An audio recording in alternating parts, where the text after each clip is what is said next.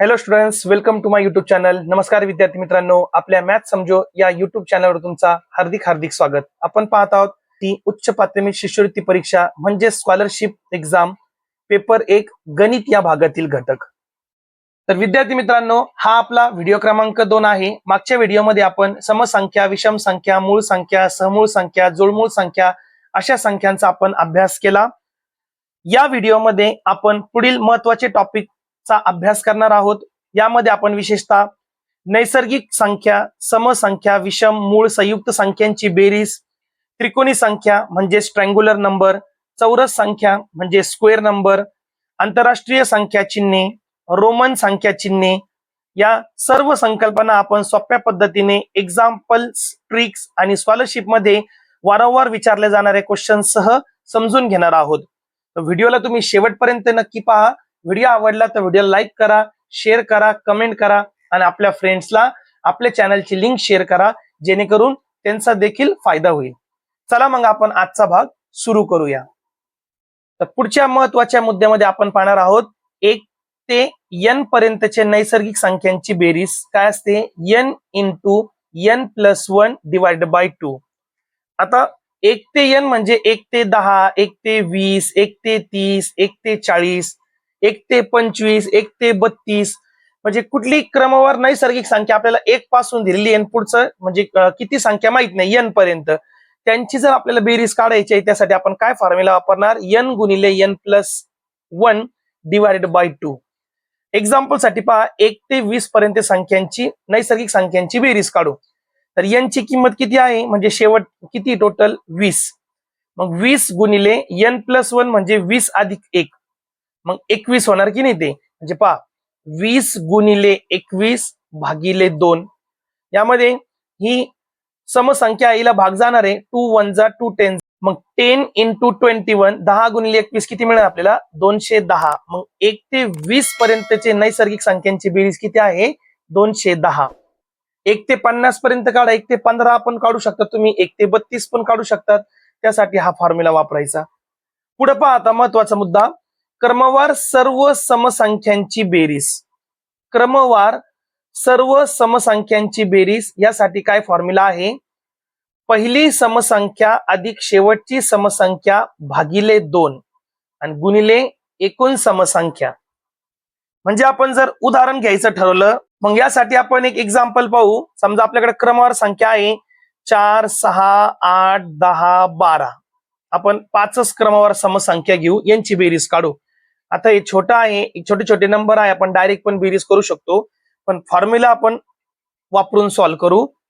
पहिली समसंख्या काय आहे 4 अधिक शेवटची समसंख्या 12 भागिले 2 गुणिले एकूण समसंख्या. एकूण समसंख्या किती आहे 5. मग 12 आणि 4 16, 16 भागिले 2 गुणिले 5. 16 भागिले 2 किती मिळाला आपल्याला 8. 8 गुणिले 5 8 पंचे 40. मग 4 6 8 10 ही 5 समसंख्या यांची बेरीज किती असणार आहे 40. मग क्रमवार समसंख्यांची बेरीज काढण्यासाठी सूत्र आहे पहिली समसंख्या अधिक शेवटची समसंख्या भागिले 2 गुणिले एकूण समसंख्या. आणि त्याच प्रकारे आपण विषम संख्यांची पण बेरीज काढू शकतो. त्याच प्रकारे फॉर्म्युला आहे पहिली विषम संख्या अधिक शेवटची विषम संख्या भागिले 2 गुणिले एकूण विषम संख्या. या प्रकारे तुम्ही त्या विषम संख्यांची सुद्धा बेरीज काढू शकतो. आता पुढे पहा आणखी 4 महत्वाचे मुद्दे आहे. यामध्ये व्यवस्थित पहा आता काय सांगितलेले. दिलेल्या विषम संख्येनंतरची एक्सवी म्हणजे 5वी 6वी 7वी 12वी 15वी 22 नंबरची है ना विषम संख्या काढणे. म्हणजे विषम संख्या माहिती आपल्याला पहिली आणि त्यानंतरची कितव्या तरी क्रमांकाची विषम संख्याच काढायची आपल्याला. तर त्यासाठी सूत्र काय आहे दिलेली विषम संख्या अधिक x गुणिले 2. तुम्हाला सर x आणि हे काय आहे पहा. मग आपल्याकडे समजा दिलेली विषम संख्या आहे 15. ही दिलेली विषम संख्या आपल्याला पहिली एक विषम संख्या दिलेली आणि आपल्याला ते म्हणले 22वी विषम संख्या काढा. 22 नंबरची. मग 22 नंबरची आपल्याला विषम संख्या काढायची. मग आपण काय करणार पहा जी दिलेली विषम संख्या आहे त्यामध्ये आपण काय मिळवणार, ही किंमत कशी झाली आता x ची झाली ना, XV 22V म्हणजे x गुणिले 2 मिळवायचे याच्यामध्ये. मग 15 अधिक 22 गुणिले 2, 15 अधिक 22 दुनी किती होणार आहे 44, 44. आणि यांची बेरीज किती मिळेल आपल्याला 5 + 4 9, 4 + 1 5. म्हणजे 22 नंबरची यानंतरची बरं का, यानंतरची 22 नंबरची विषम संख्या कोणती असणार आहे 59, 59. आणि तसाच फॉर्म्युला समसंख्यासाठी आहे पहा, हे दोन सारखे आहेत. दिलेली समसंख्यानंतरची 21 समसंख्या काढणे, विषम नंतरची विषम संख्या काढणे, म्हणजे दिलेल्या विषम संख्यामध्ये x गुणिले 2 करायचं. x म्हणजे ते कितव्या क्रमांकाची, पहिली, दुसरी, तिसरी, चौथी. आणि समसंख्यानंतरची समसंख्या काढायची आहे, तर दिलेली समसंख्यामध्ये x गुणिले 2च करायचं. त्याचं पण एक उदाहरण सांगतो तुम्हाला. समजा आपल्याकडे एक समसंख्या आहे 10, ही दिलेली समसंख्या आहे 10 आणि आपल्याला समजा 7वी समसंख्या काढायची. ही विषम नका धरू, 7व्या क्रमांकाची काढायची. 10 नंतरची 7व्या क्रमांकाची समसंख्या काढायची. मग 10 अधिक 7 गुणिले 2 म्हणजे थोडक्यात जितव्या क्रमांकाची काढायची त्याचा दुप्पट मिळवायचा त्या दिलेल्या संख्यामध्ये, विषम नंतर विषम आणि सम नंतर सम काढण्यासाठी. मग 10 अधिक 14 म्हणजे 24, म्हणजे 10 नंतरची 7व्या क्रमांकावर कोण असणार आहे 24 ही समसंख्या असणार आहे. कसं काय पाहता, 10 12 14 16 18 20 22 24 26. 10 नंतर 7वे क्रमांक 1 2 3 4 5 6 आणि 7. 10 नंतर 7व्या क्रमांकावर कोण मिळेल आपल्याला 24. पण प्रत्येक वेळेस आपण एवढे नंबर नाही लिहित बसणार ना तिथं, म्हणून फॉर्म्युला वापरायचा. मग विषम नंतर विषम काढायचं म्हणजे जितव्या क्रमांकाची आपल्याला विषम संख्या काढायची आहे त्याचं दुप्पट दिलेल्या विषम संख्येमध्ये मिळवायचं आणि समसंख्येला सुद्धा तेच करायचं.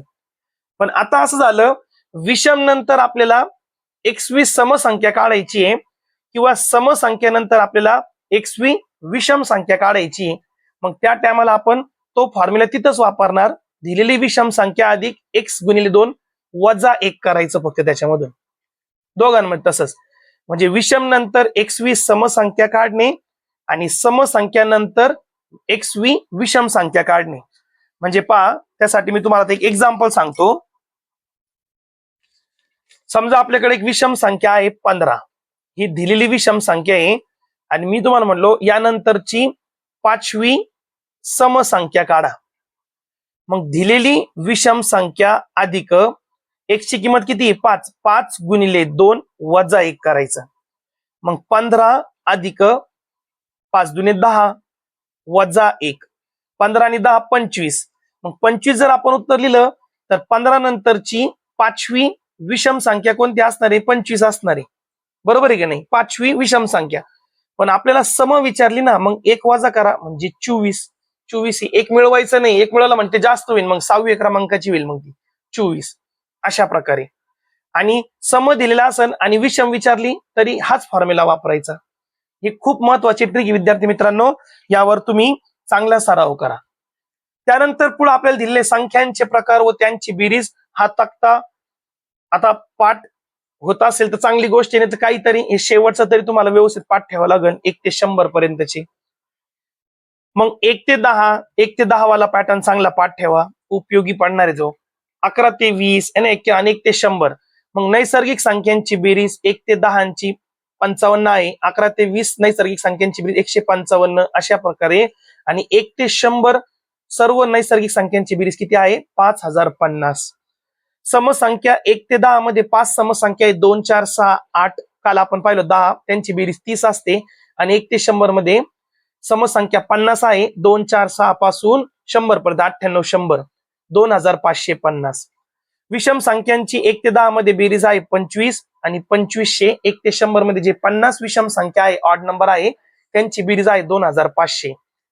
तसेच मूळ संख्यांची बेरीज आहे 1 ते 10 मध्ये जे मूळ संख्या आहे 2 3 5 7 यांची बेरीज आहे 17. आणि 1 ते 100 मध्ये जे 25 मूळ संख्या आहे त्यांची बेरीज आहे 1060. संयुक्त संख्या म्हणजे कंपोजिट नंबर 1 ते 10 मध्ये जितके संयुक्त संख्या आहे त्यांची बेरीज आहे 37 आणि 1 ते 100 मध्ये जे 74 आपण म्हणतो संयुक्त संख्या आहे त्यांची बेरीज आहे 3989. हे महत्वाचे मुद्दे याच्यात लक्षात ठेवा. पुढचा घटक आपण पाहू. आता आंतरराष्ट्रीय व रोमन चिन्हे हे तर तुम्ही 4थी मध्ये 5वीच्या स्कॉलरशिप मध्ये याचा अभ्यास केलेला आहे. त्यामुळे एकदम सिंपल वे मध्ये आता पहा, देवनागरी म्हणजे आपले मराठीतील अंक 0 1 2 3 4 5 6 7 8 9. आंतरराष्ट्रीय म्हणजे इंटरनॅशनल नंबर जे आपण वापरतो आपल्या मॅथ सब्जेक्ट मध्ये सध्या. रोमन नंबर साठी तुम्हाला माहिती कोणते 6 प्रकारचे अल्फाबेट वापरतात फक्त. I V X L C D M. I म्हणजे आपण 1 लिहिण्यासाठी, व्ही म्हणजे 5, एक्स म्हणजे 10, एल म्हणजे 50, सी म्हणजे 100, डी म्हणजे 500, एम म्हणजे 1000. बाकीची संख्या आपण लिहितो, तुम्हाला माहिती आहे कशा प्रकारे लिहितात है ना. 7 लिहिण्यासाठी 5 मध्ये आपण 2 मिळवतो. 17 लिहिण्यासाठी आपण 10 मध्ये 7 मिळवतो. 35 लिहिण्यासाठी आपण 30 मध्ये 5 मिळवतो म्हणजे आपण उजव्या बाजूला त्यात लिहितो. आणि मायनस कोण करतो आपण लक्षात ठेवा, एक्स ला मायनस करतो आपण आणि सी ला मायनस करतो आणि आय ला मायनस करतो. म्हणजे ते हे डावी बाजू लिहितो आपण 3. हे 3 आपण नेहमी डावी बाजूला वापरतो आणि हे कधी आपण डावी बाजूला वापरणार नाही. अशा प्रकारे तुम्हाला माहिती आहे रोमन नंबर कसे आपण लिहितात. एक्झाम्पल मध्ये आपण पुढे पाहू. कुठलीही संख्या तुम्ही लिहू शकता. जर आपल्याला सांगितलं चला 123 लिहून दाखवा, मग 123 म्हणजे पहा काय हे 100 अधिक 20 अधिक 3 एक्सपांडेड फॉर्म जर आपण काढला 100 प्लस 20 प्लस 3. 100 म्हणजे काय असतो सी, 20 म्हणजे काय मिळवायचं म्हणजे उजव्या बाजूला लिहायचं ते डबल एक्स आणि 3 म्हणजे ट्रिपल आय. झालं हे 123 है ना. तुम्हाला हे व्यवस्थितपणे येत असेल आणि येतं 7वीच्या मुलांना, कारण की आपण 5वी मध्ये शिकलेला होते. पुढचे 2 महत्वाचे मुद्दे आपण पाहू. त्रिकोणी संख्या त्याला म्हणतात ट्रायंग्युलर नंबर. ज्या संख्येच्या टिपक्यांच्या त्रिकोणी मांडणी दाखवते ते त्या संख्येला त्रिकोणी संख्या असे म्हणतात. आता हे पॅटर्न नुसार पहा, एक पहिली त्रिकोणी संख्या 1 असते. पहा त्रिकोण बांधला, किती त्याला टिपके लागले, डॉट लागले 3. आता हे 3 परत इथं वापरले, याचा पाया किती आहे 2. आता एक पाया वाढवला 3 झाले, 4 पाया झाला. याच्या आता काय झालं, एक याच्यामध्ये 2 मिळवले, याच्यामध्ये 3 मिळवले, 4 मिळवले, आता 5 मिळवा. 15 ही त्रिकोणी संख्या असणारे, 6 मिळवा. 21 ही त्रिकोणी संख्या असणारे, 7 मिळवा. 28 ही त्रिकोणी संख्या असणारे, 1 3 6 10 पुढे एक एक संख्या तुम्ही वाढवत जा त्याच्यामध्ये, म्हणजे त्याचा पाया आपण वाढवत जात असतो. मग सूत्र आहे पहा महत्वाचा. त्रिकोणी संख्या म्हणजे काय, लगतच्या 2 संख्यांचा गुणाकार भागिले 2. याचा अर्थ काय विद्यार्थी मित्रांनो, समजा मला 5वी त्रिकोणी संख्या काढायची, 5वी म्हणजे n ची व्हॅल्यू 5 घ्या. मग n गुणिले n अधिक 1 2 संख्यांचा गुणाकार, लगतच्या 2 संख्यांचा गुणाकार म्हणजे 5 6 7 8 8 9 15 16 22 23. मग 5वी त्रिकोणी संख्या मला काढायची. 5वी त्रिकोणी संख्या काय पहा, 1 2 3 4 आणि 5 15 आहे. पण आता मला माहित नाही समजा 15 ही त्रिकोणी संख्या आहे की नाही. मग 5वी त्रिकोणी संख्या म्हणजे n ची व्हॅल्यू काय, याला असे पण सूत्र वापरतात n into n plus 1 divided by 2. मग n ची व्हॅल्यू किती आहे 5. 5 गुणिले 5 अधिक 1 किती होणार आहे 6 भागिले 2. बेक बे बेत्रिक 6. 5 गुणिले 3 किती मिळणार आपल्याला 15. मग 15 ही त्रिकोणी संख्या आहे, पण कितव्या क्रमांकाची आहे, 5व्या क्रमांकाची आहे. अलग लक्षामध्ये. मग पहा, आणि शॉर्टकट मध्ये 2 संख्यांचा गुणाकार करा भागिले 2 करा, म्हणजे दुसरी त्रिकोणी संख्या कोणती 3. या पाहिजे इथं छोटा नंबर काय वापरला 2. ही n ची व्हॅल्यू आहे, ही n प्लस 1 ची व्हॅल्यू आहे 3 डिवाइडेड बाय 2, म्हणजे हाच फॉर्म्युला इथं वापरलेला आहे. त्यानंतर पहा त्रिकोणी संख्याचा पाया काढणे. पाया कसं काढणार आपण, दिलेली संख्या गुणिले 2 करून तो गुणाकार लगतच्या कोणत्या 2 संख्येचा आहे हे शोधावे, त्यातील लहान संख्या म्हणजे पाया. थोडक्यात 45 ही त्रिकोणी संख्याचा पाया कसं काय ओळखणार आपण. आता 45 ही त्रिकोणी संख्या आहे, मग आपण कसं शोधणार, मग 45 ही त्रिकोणी संख्या नाही याचा दुप्पट करा. मग दुप्पट किती होणार आहे 90. मग ते 90 चे 2 विभाजक काढा असे, म्हणजे 2 नंबर असे शोधा त्यांचा गुणाकार 90 पाहिजे आणि ते लगतचे पाहिजे. आता 15च्या पाड्यामध्ये पण 90 येतो, 15 गुणिले 6 बरोबर आहे का नाही. 9 गुणिले 10 सुद्धा होतो, 10 गुणिले 9 9 गुणिले 10 90 एका 90 पण होतो. पण यामध्ये 15 आणि 6 हे लगतचे नाही, पण 9 आणि 10 हे लगतचे आहे. आणि याच्यामध्ये छोटी संख्या कोणती आहे 9. मग 9 हे काय आहे त्या 45 ही त्रिकोणी संख्येचा पाया आहे, म्हणजे खाली 9 डॉट असणार आहे तिथं. ठीक आहे. आणखी एक एक्झाम्पल घेऊ. समजा 28 आहे, बरोबर आहे की नाही? 28. मग 28 साठी आपण सोडू पहा. मग 28 ही त्रिकोणी संख्या आहे, आपल्याला मान्य आहे 28. याचा दुप्पट करा. 28 गुणिले 2 किती होणार आहे? 56. मग असे दोन संख्यांचा गुणाकार इथं सांगा ज्यांचा गुणाकार 56 असतो. मग 7 गुणिले 8. आणि यामध्ये मग छोटी संख्या कोणती? 7. मग 28 ही त्रिकोणी संख्येचा पाया काय असणार आहे? 7 असणार आहे. थोडक्यात हाच फॉर्म्युला आपण वापरता. इथं एक संख्या वाढवतो, आता इथं निम्म करतो आणि इथं दुप्पट करायचं आपल्याला. खूप महत्वाचं आहे बरं का, लक्षात ठेवा. मग कितव्या क्रमांकाची त्रिकोणी संख्या काढायची आहे तितक्या क्रमांक गुणिले त्याच्या पुढचा एक नंबर घ्यायचा आणि भागिले 2 करायचं, तितक्या क्रमांकाची आपल्याला त्रिकोणी संख्या मिळते. आणि पाया काढायचं जर असलं, मग जी त्रिकोणी संख्या दिलेली आहे त्याचा दुप्पट करायचा, त्याचा गुणाकार मध्ये 2 नंबर असे घ्यायचे, गुणाकार दुप्पट येईल म्हणून, आणि 2 लगतची संख्या घ्यायची, आणि जी छोटी संख्या असणार आहे ना तो त्या त्रिकोणी संख्येचा काय असणार आहे? पाया असणार आहे. आणि शेवटचा मुद्दा या घटकातील आहे चौरस संख्या, ज्याला इंग्लिशमध्ये आपण म्हणतो स्क्वेअर नंबर. वर्ग संख्या पण म्हणतो थोडक्यात आपण त्याला, आहे ना, जे आपण वर्ग पाठ करतो ना, 1 चा वर्ग 1, 2 चा वर्ग 4, 3 चा वर्ग 9 असं म्हणतो ना आपण, ते म्हणजेच काय आहे? चौरस संख्या आहे, स्क्वेअर नंबर. मग आता पहा, एक पहिला स्क्वेअर 1 चा स्क्वेअर 1 असतो, 4 टिपके पासून स्क्वेअर बनला, 9 पासून बनतो, 6 पासून चौकोन बनतो, चौरस नाही बनत. मग एकदम समान 3/3, 4/4. मग 3 गुणिले 3 9, 9 ही चौरस संख्या आहे. 4 गुणिले 4 16, 16 ही चौरस संख्या आहे. 9 गुणिले 9 81, 81 ही चौरस संख्या आहे. मग 1 4 9 16 हे क्रमाने आहे बरं का. पहिली चौरस संख्या, दुसरी, याला वर्ग संख्या सुद्धा आपण म्हणू शकतो. पूर्ण वर्ग संख्या असं असतात हे. ठीक आहे. मग अशा प्रकारे विद्यार्थी मित्रांनो, आज आपण उरलेले घटक हे पूर्ण केले. आज आपण एवढेच घटक पाहणार आहोत. पुढच्या व्हिडिओमध्ये विद्यार्थी मित्रांनो आपण पाहणार आहोत यावर दिलेले नमुना प्रश्न. 10 प्रश्न आहे, ते प्रश्न आपण सोडू. मग त्यावर स्वाध्याय सुद्धा दिलेले आहे, ते स्वाध्याय सुद्धा आपण सोडणार आहोत, है ना. आशा करतो तुम्ही दररोज अभ्यास करणार आहात, है ना. 7वी मध्ये आता जून महिना आहे, अभ्यासाला लागा, अभ्यास करा, चांगला सराव करा. एखादा क्वेश्चन, एखादा तुम्हाला टॉपिक नाही समजला, कमेंट मध्ये सांगा, मी डाऊट सेशन मध्ये ते तुमचं क्लिअर करतो, किंवा पुढच्या व्हिडिओमध्ये तुम्हाला सांगतो की हे याचा उत्तर असं आहे म्हणून. ठीक आहे. मग आज आपण थांबूया विद्यार्थी मित्रांनो. पुढचा व्हिडिओ इम्पॉर्टंट असणारे व्हिडिओ क्रमांक 3, त्यामध्ये आपण जे जे संख्या शिकलो, आतापर्यंत जे शिकलो त्यावर असणारे नमुना प्रश्न आपण पाहणार आहोत. ठीक आहे. आपण थांबूया.